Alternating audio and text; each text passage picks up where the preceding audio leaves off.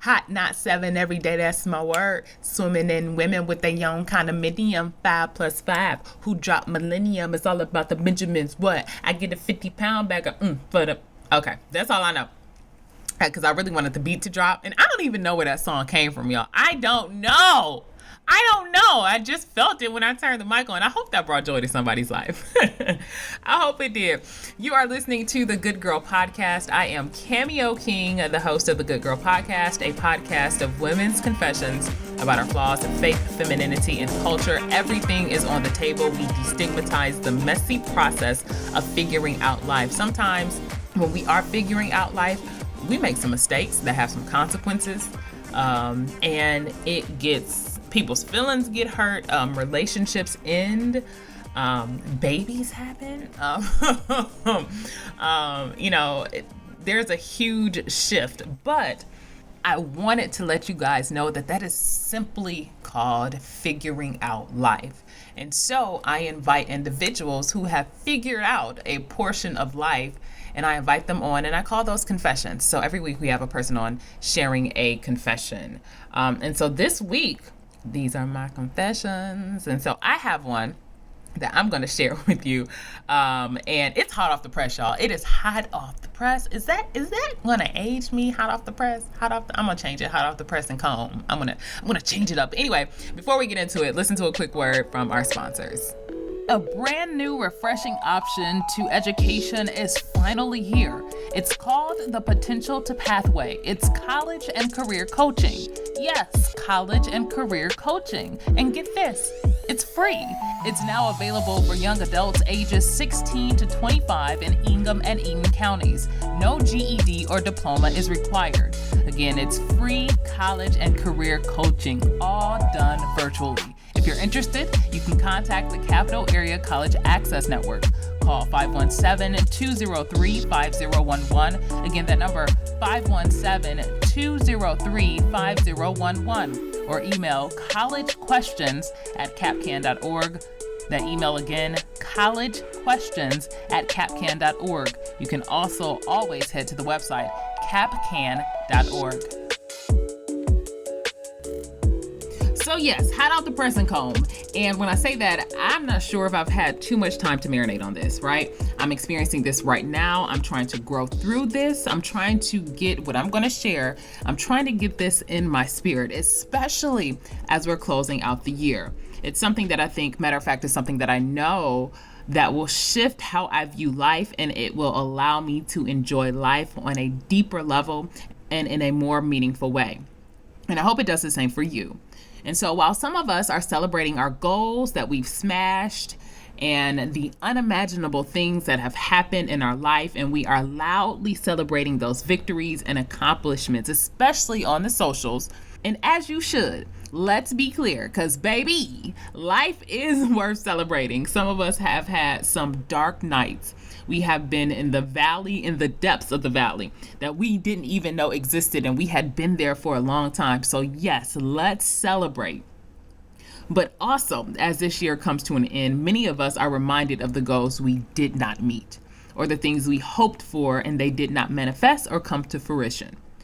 And quarantine has only exacerbated that for some of us. We see social media, we see folks celebrating, and then you know the truth about your own situations, and you also know the goals that are still sitting on the shelf waiting to be accomplished. And some of these failed goals could be desiring reconciliation with loved ones, or even not having someone you can come home to or build with. And I'm not specifically talking about romantic relationships, but that is included. But it is a complete blessing to have someone as a partner in crime who believes and is supporting your dream. Or maybe it's something different. Maybe your business didn't explode like you expected it to. Maybe you lost your job. And all these things, all these failed somewhat goals or goals you didn't reach, it has left many of us in a state of pensive sadness. We have a bleak outlook for the remaining part of this year and heading into 2021. And a lot of these feelings, they arise especially during this time, the holidays, the days where family, love, and connection are all highlighted. And because we are entering that time and experiencing that time, I want to propose something to you all to pivot or adjust and to put those feelings in their proper place. But first, let me lay the foundation of how we got here. I think the first thing we have to do is bring into the picture destination addiction. And I'm going to call it destination addiction 2.0 because I have a slightly different definition of destination addiction. And so destination addiction 2.0 is the notion that many of us subscribe to, knowingly or unknowingly, myself included, that once I get here, once I get to this specific destination, then I'll be happy, or then I'll be at peace, or then I'll start taking classes, or then I'll start branching out, or then I'll insert something you want to do. And on top of that, that destination can be anything. It can be a job, it can be a certain salary, it can be an ideal weight, it could be marriage, it could be fixing your teeth, it could be something like gaining confidence or gaining so many followers. The point is, we wait or hold off on doing something we sincerely desire because we believe we need a person, place, or thing to precede it to be most successful. We are essentially creating a prerequisite, a false prerequisite at that. And also the problem with destination addiction is that we never fully live in the moment. We never fully experience life because we are so focused on what's next. It's this idea that when I am 16, I can't wait to turn 18. And then when you hit 18, I can't wait to turn 21. And when you hit 21, I can't wait to turn 25 so my insurance rates can go down. When you hit 25, I can't wait to get a house. I can't wait to get this job. And before you know it, you're just living from destination to destination to destination. You never really live in a moment and experience what it's like to be an 18-year-old, what it's like to be a 21-year-old. You don't sit and love and squeeze everything you can out of these moments. One author said that she couldn't remember any milestones in her life because she had destination addiction. She couldn't remember any milestones in her life, like turning 25, her kid's first day of school, even giving birth, y'all, because she was so caught up in what was next. I think she shared a story, and I don't even remember the book. It just stuck out to me.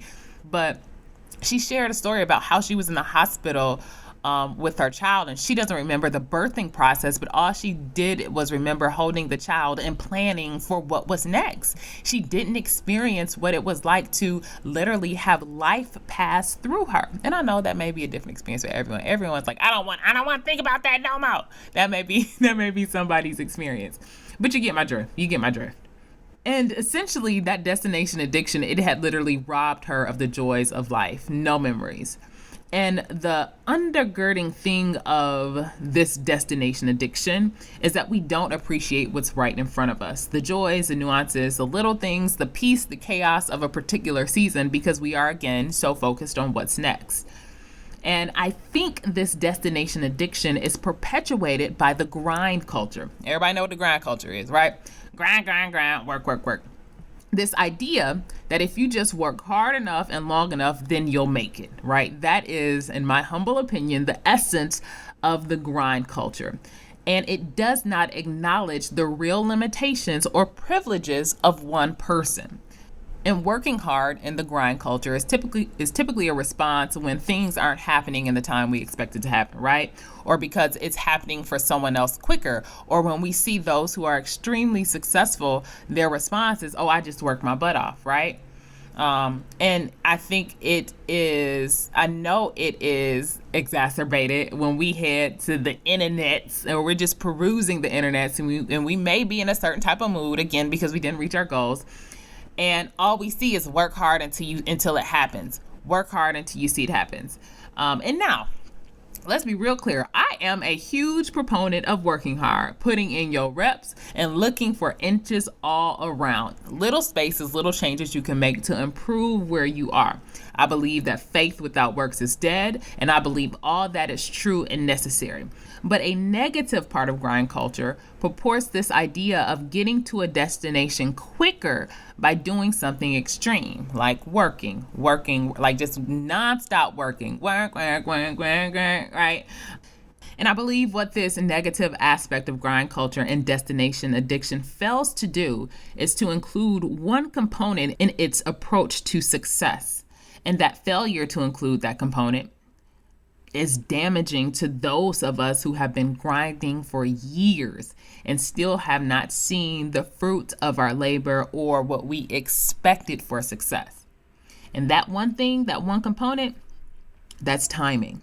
Specifically, it's God's timing. I was having a conversation with a friend, and I was having a transparent moment with her, asking and wondering and simply in my feelings about goals and where I expect it to be versus where I am, and comparing myself, which is a huge no-no and probably what gets us in this mess in the first place. Because comparison is a thief of joy. You have your own journey, your own path, your own timing. And she does what a great friends do. She hypes me up, tells me all this, like, Cameo, that's all you do is work. You are one of the most dedicated, like, just hyping your girl up. But then she ends on this note. She added, Cameo, with all that being said, you cannot rush God. In that moment, all the light bulbs went off. And mind you, this ain't the first time I heard this. This is why I said in the beginning, I'm trying to get this in my spirit. I'm trying to grow through this. But in that moment, all the light bulbs went off and my heart settled. And I thought about, why did I think I could rush God's timing? Who told me I can just make stuff happen? What told me? What did I experience? And to think about it, it's an interesting balance, right? I want to bring in reality to this. I just don't want to talk in somewhat theory, right? Because we do have to work to get things done. And when we work, we see results. When I work, I see results. Example, when we work out, drink water, and eat right, we see results. So it just makes sense. If I work a little harder, focus on my next destination, and then I can make it. Wrong. I wish I had a buzzer, y'all. But, and I say this is wrong because I know plenty of people who have been grinding for years, and they haven't necessarily hit those goals they have set for themselves, or hit the goals that I've seen other folks hit, or even produce something like your 6-figure numbers, or they haven't landed their dream job, or seen that relationship that they've put so much energy into, that they've worked on for so long, they haven't seen that shift. And history, let's be clear, history even says the same thing. I love the story of the Dyson vacuum. The CEO, the person, the mastermind behind the Dyson vacuum. He has this story that he went through over 5,000 prototypes before he put out the first Dyson vacuum, right? Which is success, probably one of the best vacuums on the market. 5,000 I don't know if that's normal in people who are making something or inventing something, if that many prototypes is normal. But I mean, just think of the process of putting together one prototype. But you went through 5,127 we would have stopped at like 333. I would have made up some connection to numbers. Like, nope, the Lord told me to stop at 333. This is it. This is what y'all get. Happy vacuuming. Like, that's, I would have stopped right there. And even Van Gogh. It's so funny. My mom brought that up to me. You know, Van Gogh, he's well known all over the world. And it wasn't until his last 2 years in life. I said, but Mama, I don't want that to be my testimony. I don't want the last 2 years of my life, or the last 2 years of the work that I produce in my life, to reach epic. Like, I want to live through some of this. But anyway,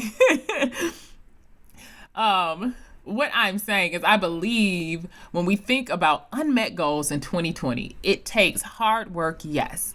But we also have to understand there are some uncontrollables, like God's timing. And with that being said, we cannot speed God's timing. And grind culture will have you thinking differently. So what I want to give you is 3 quick principles or reminders as to why we cannot speed God's timing, right? Number 1, who then is God?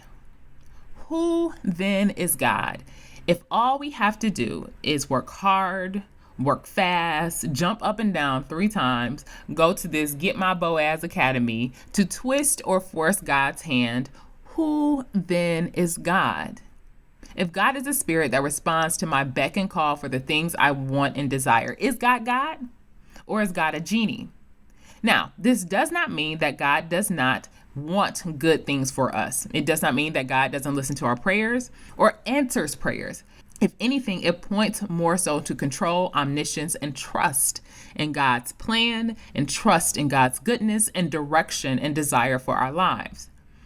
I mean, think about it. Like, if I can will my desires by doing a few prayers, thinking positive, and attending a few services, what is the purpose of God? Like, what is the purpose of God? And I don't want to discount the power of those things. I don't want to discount the power of prayer, thinking positive, attending a worship service.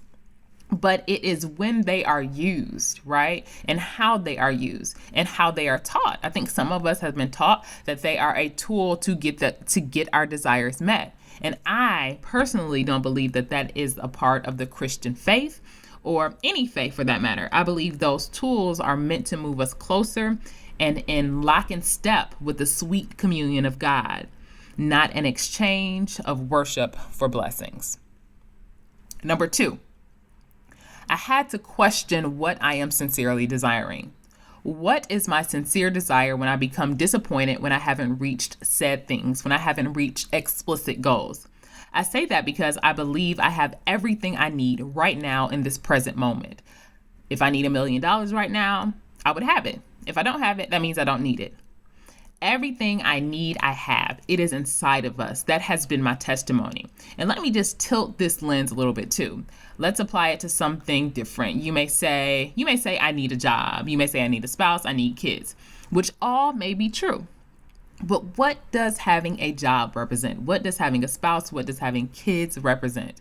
Typically, for most of us, it is peace, it is joy, it is stability. It may fall into one of those categories. And all of those categories, all those things we can have right now in our current situation, in our current body, in our current relationship status.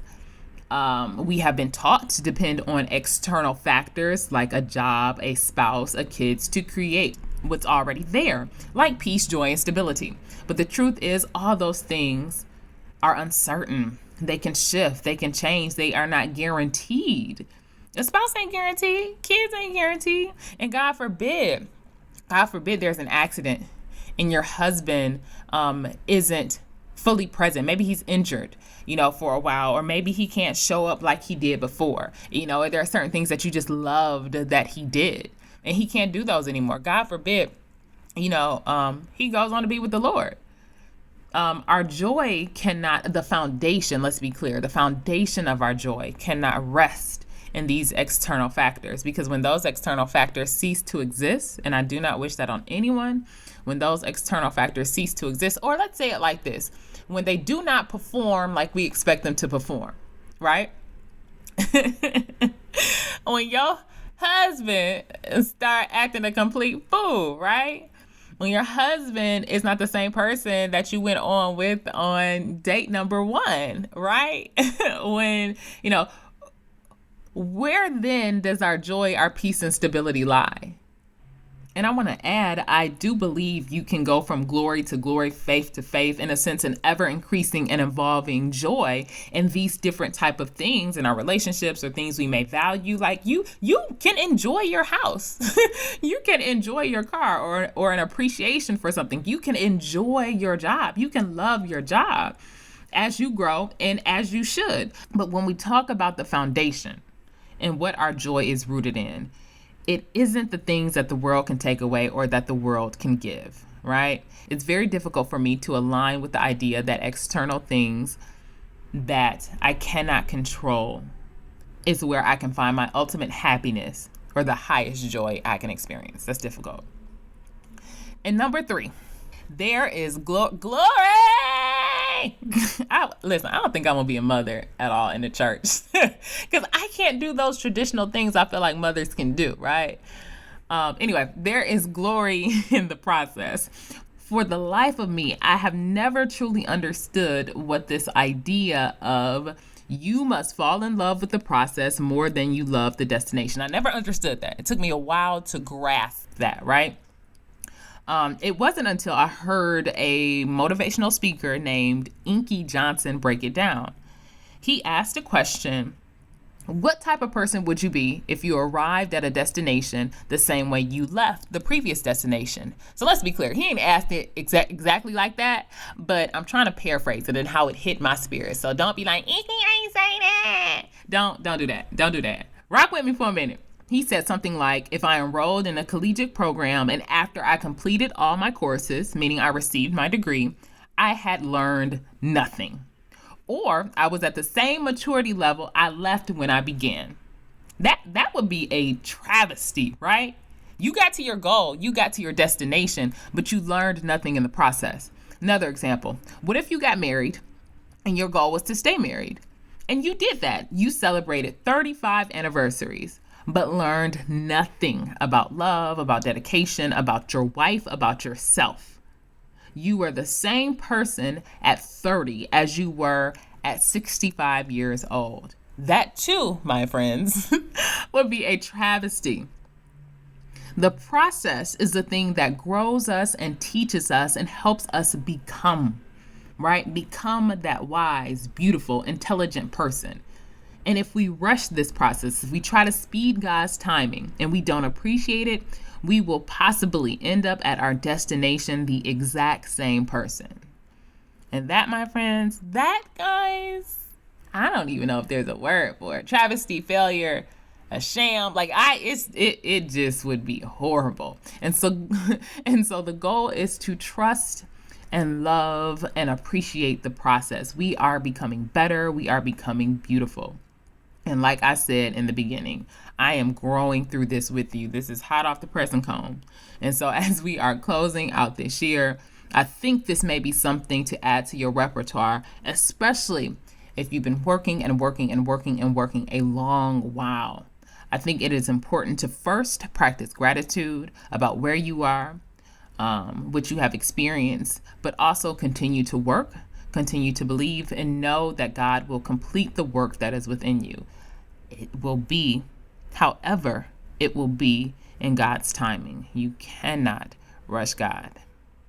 Thank you so much for listening to the Good Girl Podcast. If you like the work we do, I'm going to ask you to do us a huge favor, right? As always, I want to grow this brand into a worldwide movement. However, we always need the help of the listeners, those who appreciate and those who love what we do and those who have been rocking with this. So if you haven't already, head to the places where you listen to the podcast and leave a comment about what you liked about the podcast. Those things boost our rating. It brings more attention to the Good Girl Podcast. Share this podcast with someone, and make sure you are subscribed to the podcast. Those two simple things really make a difference in the Good Girl Podcast land. So I thank you. I thank you for your support for this year. We'll have one more show coming up before we close out the year. And I hope you always continue to believe in the good.